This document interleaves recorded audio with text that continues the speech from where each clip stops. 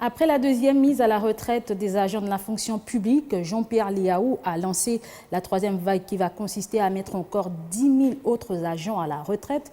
Une opération qui va se faire au mois de mars et s'en suivra le quatrième et la cinquième vague. Cette mise à la retraite va permettre à rajeunir et à faire montre en grande plusieurs personnes. Ceci est la promesse faite par le président de la République.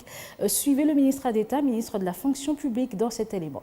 Après un processus de fiabilisation des listes entre le ministère de la fonction publique et les différentes administrations sectorielles, 6 369 autres agents et fonctionnaires ont été mis à la retraite par l'ordonnance de son Excellence, Monsieur le Président de la République. Après cette deuxième vague, je lance officiellement aujourd'hui le processus de la troisième vague, visant les départs de 10 000 autres agents d'ici fin mars 2023, puis une quatrième vague de 5 000 agents en fin juin, suivie d'une cinquième vague de 5 autres 1000 agents, et puis une sixième de 10 000 agents, successivement en septembre et en décembre 2023. La mise à la retraite de ces milliers d'agents ouvre la voie à la titularisation, à la promotion au grade supérieur, à la régularisation encadrée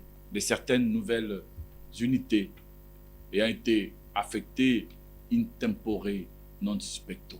Mais elle ouvre aussi la voie au rajeunissement de notre administration, suivant les principes de remplacement d'un fonctionnaire sur deux partant à la retraite. Conformément aux souhaits du président de la République, ce rajeunissement sera compétitif afin d'offrir les mêmes chances à tous les jeunes de la République.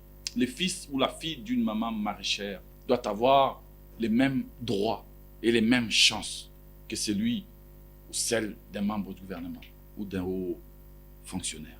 C'est aussi cela, la promesse républicaine, portée par les principes d'égal accès aux fonctions publiques.